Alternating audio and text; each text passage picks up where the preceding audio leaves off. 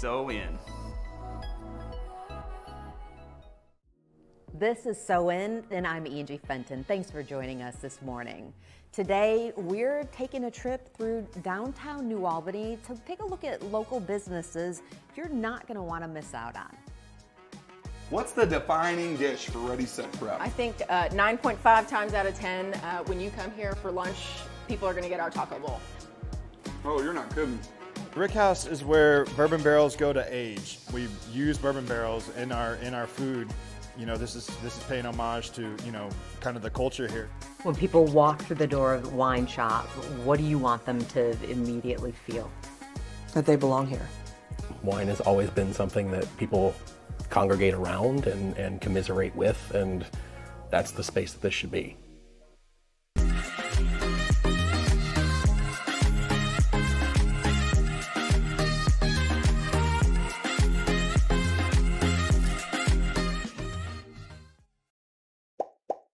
When I hear the word fried twice, it only makes me want to dig in even more. Well, Peggy, I am a big fan. Tell us about Ready, Set, Prep. So Ready, Set, Prep started off as just a meal prep company. So we made just, you know, healthy, ready-to-eat meals that people could reheat at home.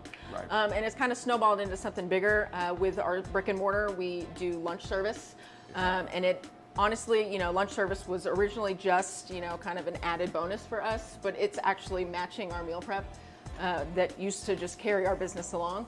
So it's so many great flavors exactly, and, you know, and healthy content. You know what you're putting in your body, and it tastes good in the process. Can't beat that.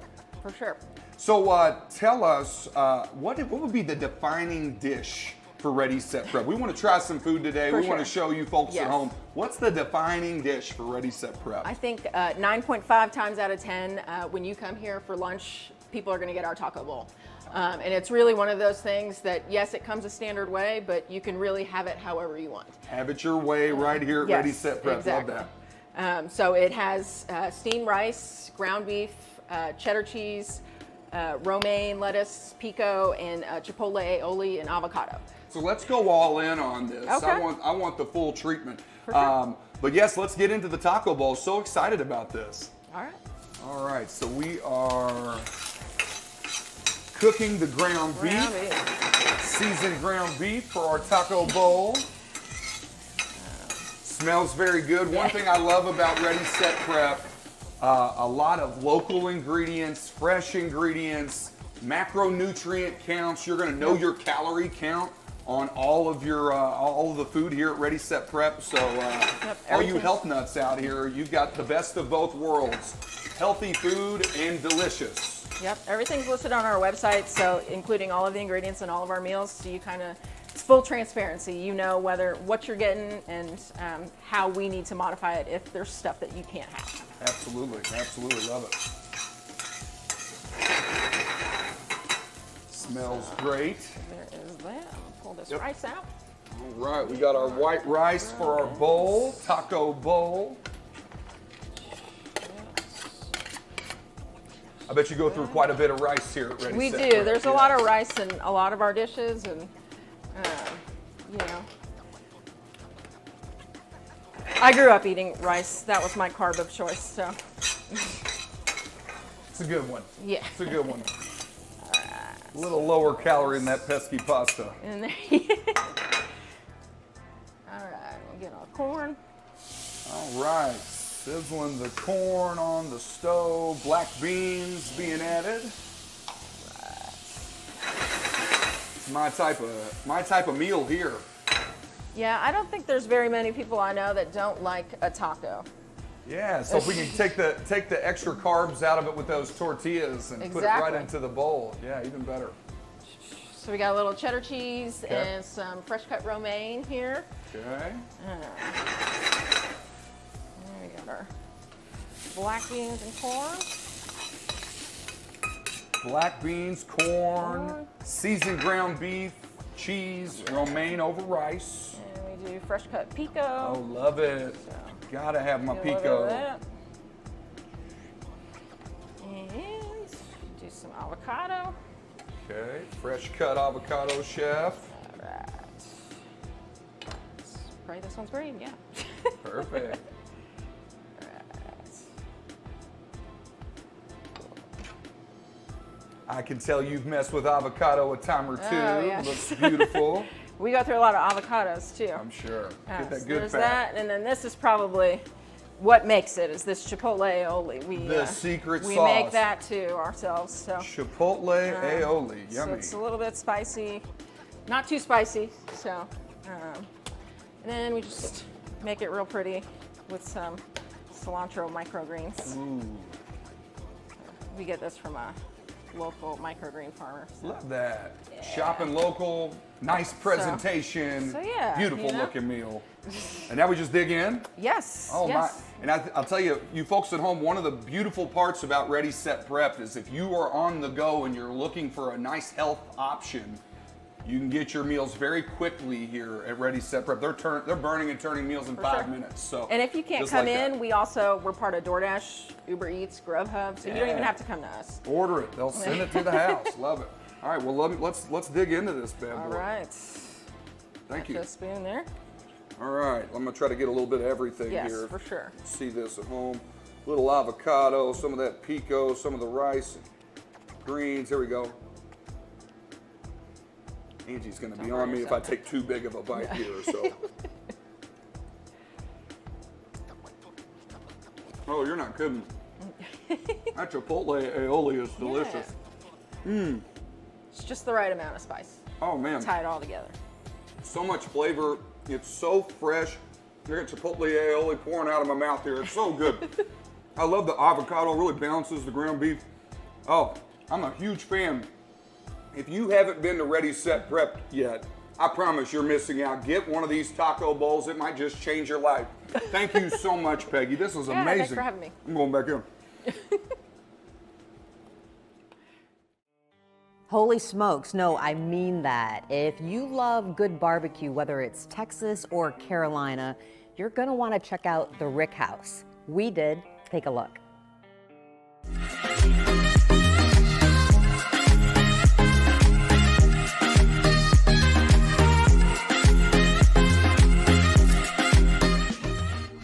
We're going to talk about your multiple businesses in just a second, but I need to make sure that I have this straight. I'm what they call a Hoosier by choice, not from here originally.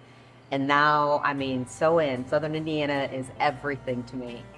You both are Kentuckians currently at the moment, but your businesses are on this side of the river. You have to explain that because very often it's the other way around. Yeah. For me, we've done business in Louisville before, and we do business over there. We have a food truck, and we do festivals and stuff of that nature over there. But for me, our commissary is over here, and our restaurant is now over here. And I think for me personally, I'm not going to speak for Jake, but for me personally, the reason why I kind of enjoy being on this side of the river as opposed to on the Louisville side is over here, we've noticed that people, they want you here. They want your business here. And so that's a big draw for me, is because going into a place that wants me there versus a place that has hundreds upon hundreds of applicants. I mean, it's, why wouldn't I go to a place that wants me to be there? Not just wants me to be there, but wants me to thrive and to become a part of that community. So that's me personally. That's why I chose, or why I choose and enjoy doing business on this side of the river. So I am a Hoosier by nature. I was born here, not in Southern Indiana. I was born in East Central Indiana, and the town that I grew up in was 2,000 people. And so like a small town is kind of where I came from, and like understanding the country, and like I can live anywhere. I can live in Louisville, and I can be a city boy. I lived in New York, lived in South Carolina. I've kind of lived all over, so like I can adapt to any situation. I like small towns better, I like being over here. I've coached all over Louisville, and I love Louisville. All my recovery's there, and like a big piece of me is there. But given the opportunity, I love this side. I mean, I just have to say, by someone who intends to be a Hoosier for life, thank you. And also, I mean, when you look at the rankings, Indiana is in the top for startups and small businesses. And so to hear you say that we want you here, and that's how you've been treated, I'm so glad. I feel a little sense of pride. yeah, definitely. But the Rick House. So we all know bourbon barrels and bourbon staves. unless you've actually been in one or really understand that. And what in the world is a rick house? So Rick House is where bourbon barrels go to age. I figured more people in this area would know what that is, but I think I misjudged how many people actually know about alcohol here. And so when we came together and we formed this company, we wanted everything around here is bourbon this or barrel this, and I'm not knocking it. Please, by no means, I'm not hating on that. What I'm saying is that we can still pay homage to this area and do it in a different way, and it's not the status quo that everybody else is doing, you know. I had somebody tell us when we told them about Rick House and what it meant and stuff, and they were like, "Oh, thank God." And I was like, "What is that from?" And he goes, "Well, it's not another bourbon this or a barrel this. It was something that we could still kind of like give respect to this area, but then also it was done in our own way." And also too, I use bourbon barrel staves to smoke. That's my wood of choice. And so I get bourbon barrels because of the white oak, and that's my oak that I like to smoke my brisket with. So that was kind of our deal about, you know, when we were talking about it. You know, I think it was Jake that said, you know, we burned down the Rick House, and it just something in that kind of like just kind of stuck. We use bourbon barrels in our food. You know, this is paying homage to, you know, kind of the culture here. So we were excited to. It just kind of everything kind of fell together, and so that's, you know, we stuck with the Rick House name. So, And it's a great name. You've got a great logo, but I know you work together. But I have watched enough smackdowns, throwdowns, you name it. I mean, we've got Carolina barbecue and we've got Texas barbecue, and it's always a battle. It is. But yet you created a collaboration here. What is happening? It's just our take on a fusion. You know, he brings the great part of his heritage, and then I kind of bring the great part of mine. And like what I did as a kid, and like I was a hunter, you know, and my dad taught me to take deer and put it on the smoker, and we smoked with hickory, you know, and then I kind of just rolled with it, and I've always used hickory since then. And I started doing pork butts and started doing sausage and started doing chicken and you know, and just kind of went with it, and like that's kind of my background, and then we take his background, and then we infuse a bourbon barrel in between it, because this is where we landed together, and here we are. When someone says though, oh, I like Carolina barbecue better, I like Texas barbecue better, what's definitive about, let's start with Carolina. What does that even mean?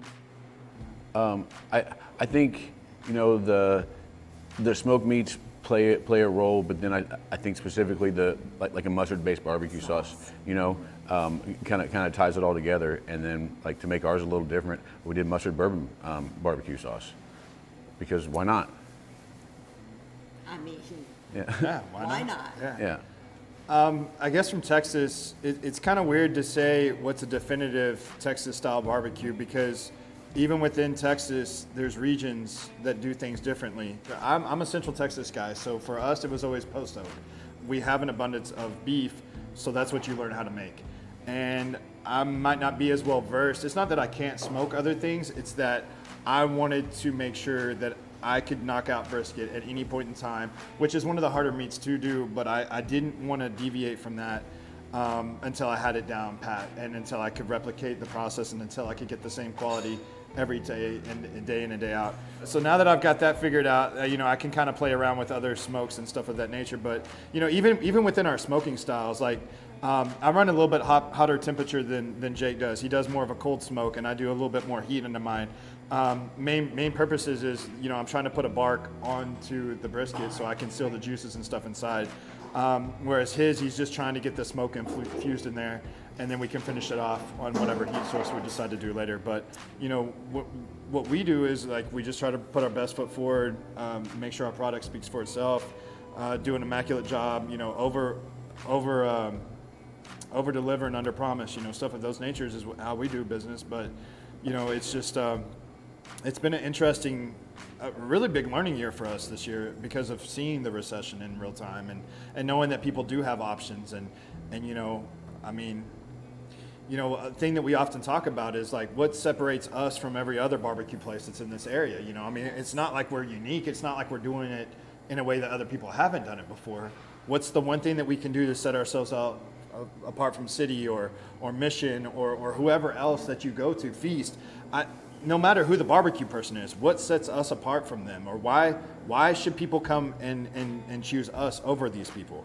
And really the best answer that we've come up with is just how we take care and what we do. I mean, we individually both smoke. Like we anytime the meat goes out the door, we've had a hand in it at some point in the process, from start to finish. Like that comes from him. It's either off of his pit or if it's off of my pit. But we control the whole thing. Like we're not outsourcing this to somebody. We don't have a pellet grill. Like it's wood fire, wood burners, stick burners. This is what we do. And it's the old school way of doing it. And maybe there's a newer way of doing it that might be better. I don't know. But we stick with what we know. We stick with what we've learned over the course of our lives and kind of where our heritage is from. And we try to deliver the best product that we can. And that's essentially who we are. And that's what we're trying to do. So.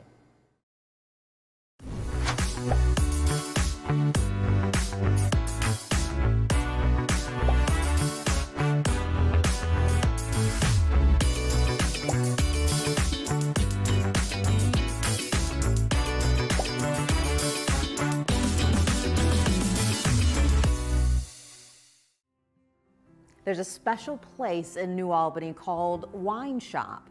Now, the owners, Jason and Lauren, they refer to it as just a bar, but as you'll see, I had an opportunity to talk with them, and it's so much more.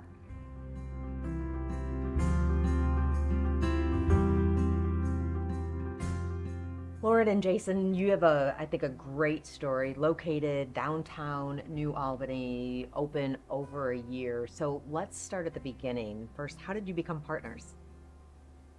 Well, friends and chosen family, I think, is more the right title. But yeah, kind of just met through our mutuals. Like, I mean, my partner in life and then Lauren are great friends and have been dear friends for a long time. So it was just kind of a natural progression. Okay, we all have some good friends, or at least you hope you have some good friends. But then to take that a step further and to go into, I mean, your livelihood depends on each other. I mean, that's taking it a step. But when did you know that was the right partnership? Weirdly enough, it was 3 weeks after we opened, our entire freezer, our entire wine cooler froze. And it was all of our inventory, our starting inventory froze. And I looked at my partner, and it could have gone a million ways. And it went the way it was supposed to go, and we got through it together. And had it been, you can't necessarily predict how things would go if it was your own if it was like your husband or partner or best friend. But I knew in that moment that Jason was the right person for me to be in business with. Like, there wasn't anyone else that I was supposed to be doing this with. So when people walk through the door of the Wine Shop, what do you want them to immediately feel? That they belong here. Because if they want to be here, they belong here. Yeah, I totally agree. It should feel like an inclusive place where there's no judgment around wine. This is a great meeting place. It's a great place to exist around a beverage that has existed for just about as long as people have. Wine has always been something that people congregate around and commiserate with, and that's the space that this should be. Let's define what that space is. This is not a winery. And this is not a restaurant, and I love this on your website. I could almost probably say it verbatim because I visit your website often, but what is a Wine Shop? We're a bar. We're a bar and a bottle shop, but we're a bar. And I think that the way that we have approached this space is that, yes, we are just a bar, but we are also so much more than a bar. The space is here that if you have a curious palate and an open mind, you can educate. If you want to learn, you can build community. If you want to connect, you can make a friend. You can also have a space just to yourself if you want time to yourself.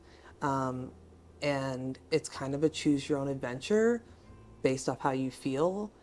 And but in its essence, I think that there's something really special that something is also just a bar.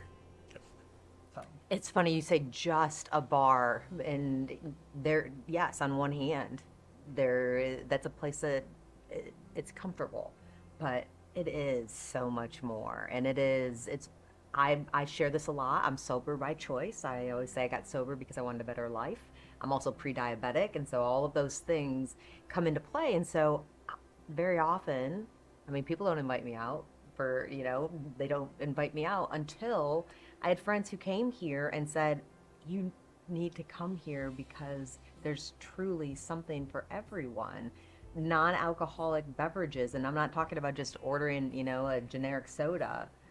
Why did you decide that you were going to really take time curating that aspect of what you offer? That's a great question. I think it's as we continue to progress, not as a business, but just as people in general, that is a category that is super important and should be valued and respected. And people who choose sobriety or even just choose to not drink for short periods of time for whatever reason, health reasons, or just to see how life feels, still being able to open that door and allow people to exist in this space, whether or not they choose to drink wine, to be able to share that same time and space with those friends that are choosing to drink wine, and not feel out of place by just ordering a club soda or something like that, still get to hold that same glass and share and commiserate in the same way, is super important to us. It's something that I think you're going to continue to see gain value and trust in spaces, and we wanted to be, a bar that really kind of pushed that envelope a little bit further than most programs are. I just also appreciate the creativity of it, because it's easy. Okay, I'll just do a club soda and some lime, and I'm fine. But I'm experiencing new products and things that I didn't know existed in the market. But I also have to say, I've walked in here and there's been some magic happening. I mean, there was one time, Lauren, I walked in, I'm talking to you, and there's a group of women here, and Carly Johnson is singing. I mean, And I was crying. but it also was very just kind of like, oh yeah, this is normal. This is happening. I want to say I don't know why it's happening. But I think that truly I do. And I think it would be false humility to say that we put a lot of thought and intention behind the choices that we've made. And I think that going back to saying that we're just a bar, the reason why I like that phrase is because we're not caught up in all of these additional gimmicks and layers and things. Like, we are a space for people to connect in a way that through the history of time, a bar has been able to do. And yes, now we've opened more doors that people that choose not to drink don't have to be removed from that. Now, if they choose to not be in like some people who choose not to drink, choose not to be in drinking spaces, and we respect that as well. But I think that some of the best conversations, some of the best friends, some of the best business plans, have all started over a beverage. But I think the most important piece is in a space that people feel really comfortable. And when you're comfortable, your shoulders let down a little bit. You turn your chair towards people. You're willing to talk about your day or a problem that you had. And when people feel comfortable with you, they may share in your bottle. They may offer you a suggestion from a perspective that you would never have thought of. But it means that you feel comfortable in a space that you're willing to sit next to someone that may not look like you, or you don't know that they don't think like you. But now you're in a space that everyone just knows that they belong. So it just kind of opens up that door for those conversations. And then Carly Johnson comes in. And then Carly Johnson comes and sings. Like, I have a record player at home. Actually, it was originally bought for my 7-year-old. And I mean, as soon as I was here, I left here, went to Louisville to Matt Anthony's store and bought that Carly Johnson record so I could hear her on vinyl all, I mean, because it was magic. But when it comes to opening a business, and specifically in Southern Indiana, what has that been like for you as small business owners through everything? Gosh, I coming from Chicago, there was a high level of support and a lot less palm greasing that had to happen. Right. It was just being able to use everyone here in New Albany as a sounding board and really getting feedback before really leaning hard into the concept and actually doing the build out was great. And that was something that normally you would insulate yourself with people like-minded individuals that have already done this. And here it felt more comfortable to see what the community wanted even before we started putting paint on the wall, and that was, for me, that was such a cool experience. And I have had the luxury of, I grew up here, and I also had parents that worked in this industry for a very long time. And so their roots became my roots, and it allowed us to tap into resources when we needed them. There is a luxury and a privilege that came with being like, hey, let's call the guy my dad used. Yeah. And that wasn't always the person that we chose to use, that maybe they weren't a right fit for us, but it took one layer of we're now going to have to source all of these things as well. We had years of relationship building that our family had put in this community, and it really helps that people that are from here want you to win. I think one of the things that we learned here is that there is almost all the time collaboration over competition. And I think the majority of the people that are going into business in this community, especially downtown, they believe that there's enough for everyone. We are here to actively participate in the growth of this community, and whether it's just Jason and I, or connecting and collaborating with other people that choose to move this needle forward, I think we have some fun things on the horizon. But the bar will still be here, being just a bar. Thanks for joining us this morning. You can check us out at Extol Media SoIN on TikTok, Facebook, and Instagram, or visit thisissoin.com.